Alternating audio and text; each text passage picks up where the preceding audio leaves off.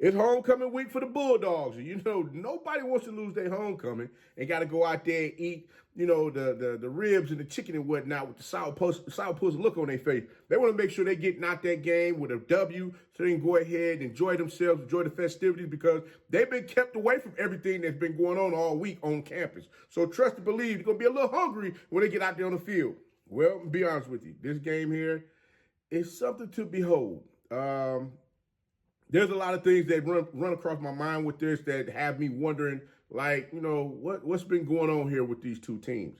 We're going to talk about this game right after this.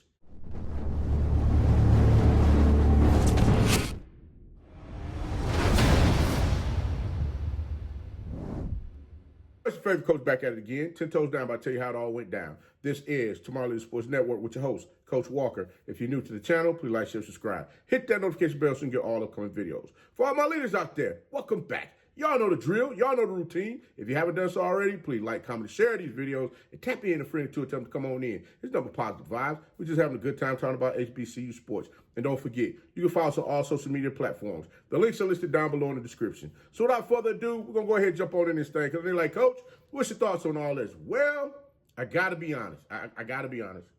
You know that phrase when they say, you are who you thought you were. And in order to make that change, you must be willing to look in the mirror and say, you know what, I got to find a way to make a change. And I think in this instance, with everything that has happened with Bethune Cookman thus far this season, I think they're at that point. Watching this game, I got to be honest with you, the defense, they fought. They did fight at the beginning of the game, trying to slow down Alabama A&M and what they were looking to do out there on the field. But when your team gives up 701 yards of total offense, and your quarterback throws a pick six, that's a disastrous game right there. And I had to take a look at some things and say, let me take a deeper dive into the numbers to see exactly what's going on with the team. And when I looked at everything that was going on, Bethune Cookman is like last in, when it comes to yards that they allow rushing, teams to rush against them. I'm like, man, y'all, it's a lot of stuff that's got to be cleaned up. Coach Woody is over there trying to do the best that he can with what he has at his fingertips. But it goes back to something that I said before. The development of these athletes. This is second year in the program. I got to give them that. The defense definitely looked, compared the defense from last year to this year, I think the defense was a little bit better, but they had somewhat of a little bit better offense as well that was able to move the ball down the field and keep, to allow the defense some time to rest. I mean, when you're sitting here watching this game, you got the Wildcats moving the ball down the field. And on drives, when you getting your drives are being stalled because you got an illegal man downfield, a holding penalty, something just out of sorts that's happening, what do you expect to happen? And then not only that, but you can see the look on a lot of the players' faces where they're looking like, man, hey, I'm ready to go home, man. Hey, look, and maybe that could have been because of the storms that came through, earlier in the week before, with their, with it on their mind, trying to figure out, okay, man, how's my family doing? How's this, that, and the third going on? It's no telling what the mindset of everybody was. I'm hoping someone sat down and had some type of conversation with the athletes just to get an understanding of, okay, guys, what's your thoughts on everything? What's your mental like getting out there on the field? And I mean, like usual, you saw the quarterback for Bethune Cookman, Cam Ransom. He tried to get out there, put his Superman cape on and try to make some things happen. It just wasn't happening in this game today. He was able to score the only rushing touchdown that the team was able to score in the game. He did throw the ball 23 times, completing 10 for 105 yards, was sacked 3 times, and the pick six that was thrown also out there on the field. As I said before, the defense, the Wildcats defense definitely looked like they had, in the beginning, they had some type of fight in them, but it was just, they weren't able to get themselves off the field. And when you're not able to get yourself off the field, you're going to see games like this where the scores might be a little bit out of control. But you got to give the Bulldogs their props. They did go out there and execute in the manner in which they needed to in this game. Bulldogs had 331 yards rushing in this game, led by England, who rushed the ball 13 times for 125 yards, 1 touchdown. You also had Ryan Morrow, who had 10 rushes for 83 yards, 1 touchdown, and Lankford, who rushed the ball in this game 15 times for 73 yards, and he had 3 rushing touchdowns. Now, as I stated before, looking at all of this take place, I'm just like, what in the world is going on here?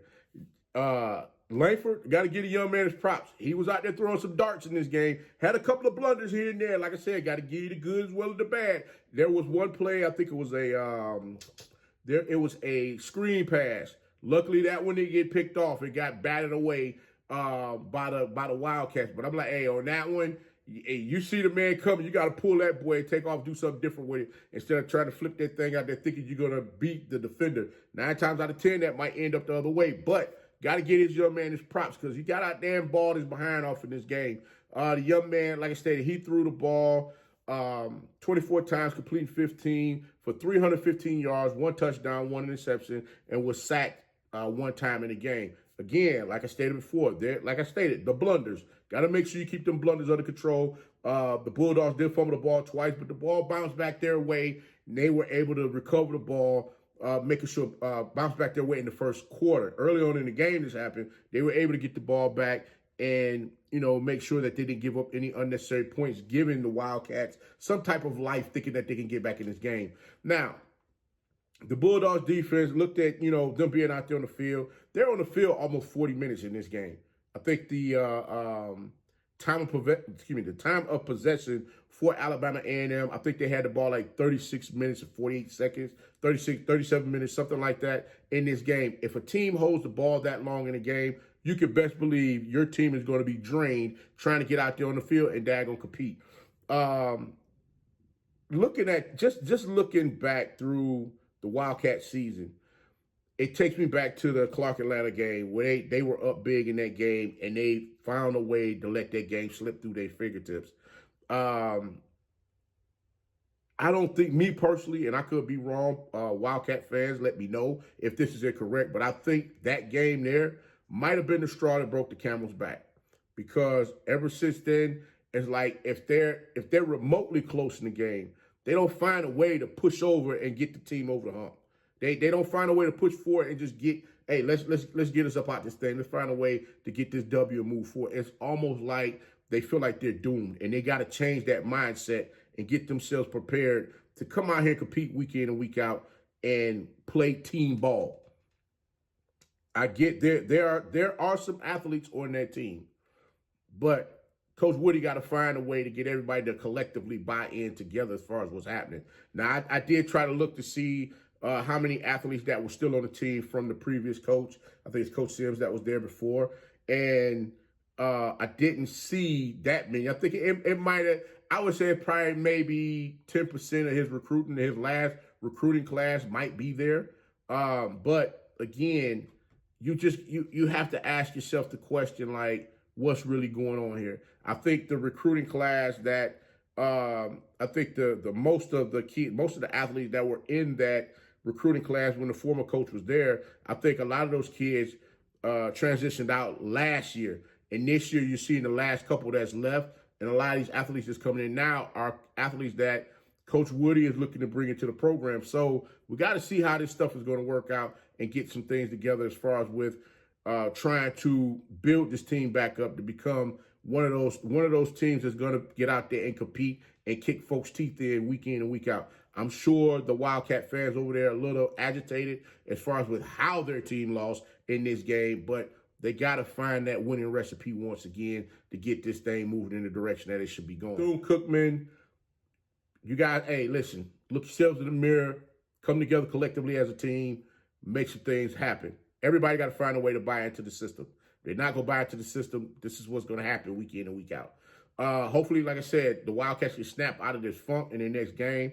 The Bulldogs are going to move on and play in the Magic City Classic. They got Mississippi Valley State next week. We're going to see how this thing going to work. I mean, they're going to Itabena. And like I stated before, Mississippi Valley State is trying. They're out there looking to play some ball. So I'm hoping that Bethune Cookman can find a way to get this thing rolling and get that first W over there in the column for themselves. So we're going to see how everything takes place. But, guys, Coach will go ahead and get up on out this thing. Until next time, be the one and lead.